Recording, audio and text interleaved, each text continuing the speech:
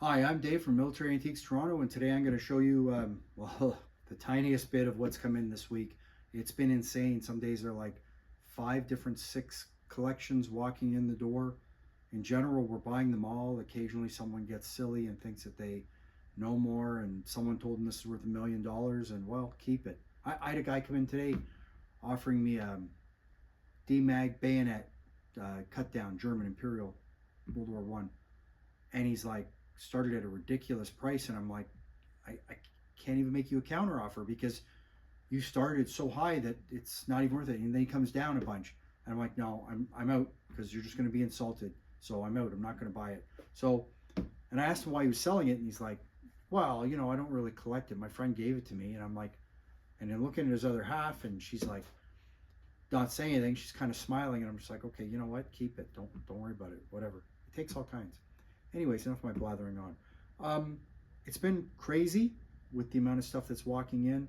Either the zombie apocalypse has started, which I don't believe that, or people think the economy is going south or whatever. Regardless of what the news is telling you, don't believe it. The news is lying to you, but whatever.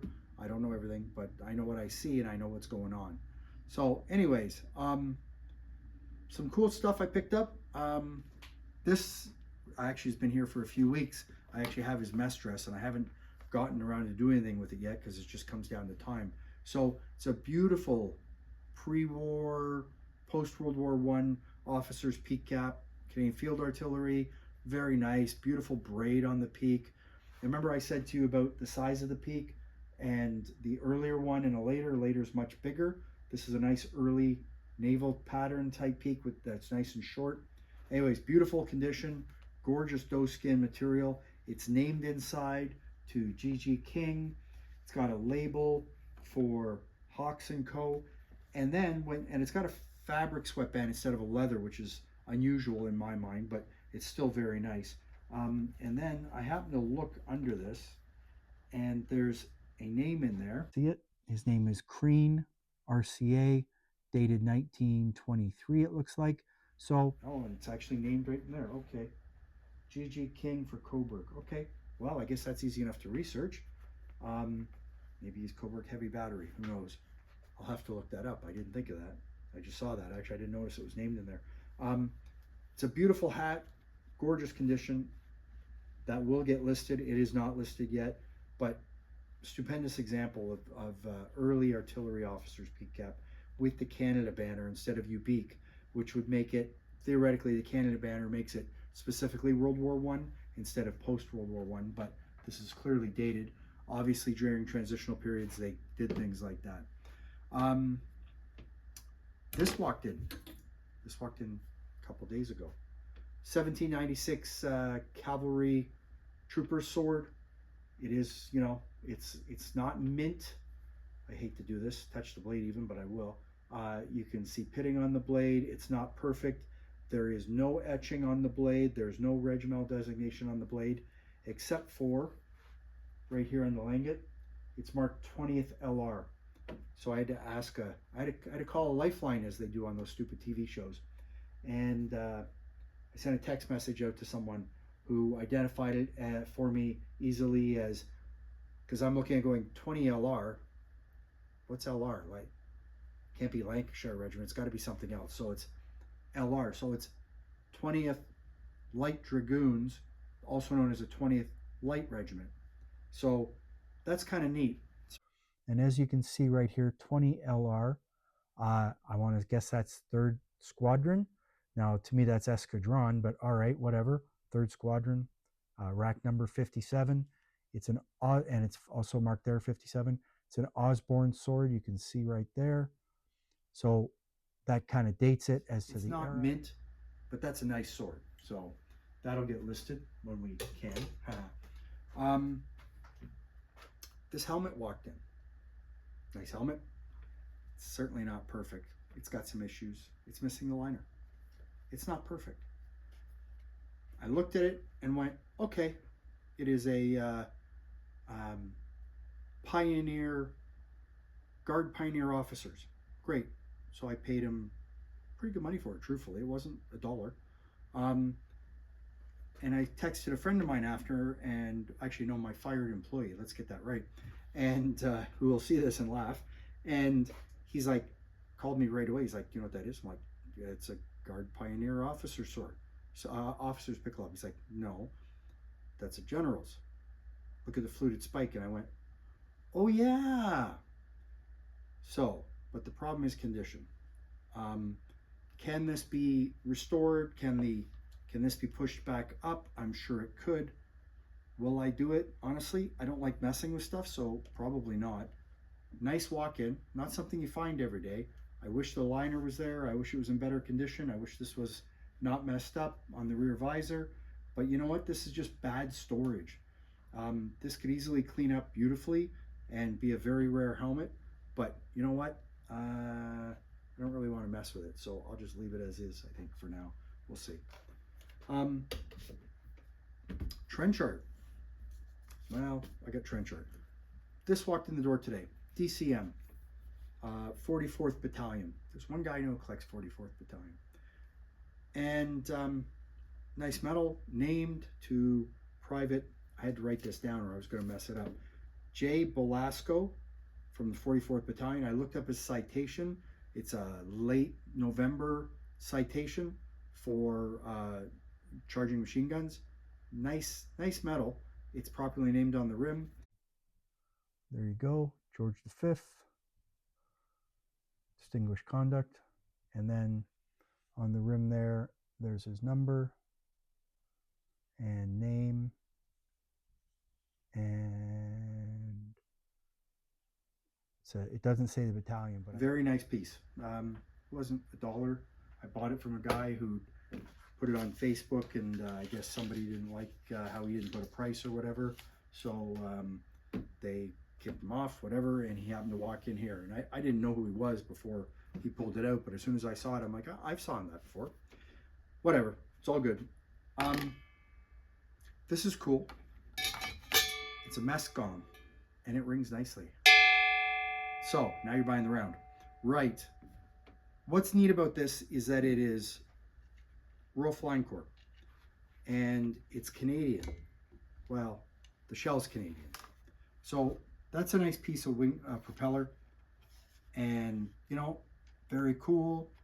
Not something you find every day. On the base of the shell, it's dated 1916. It's sea broad arrowed, and it's clearly marked 18-pounder.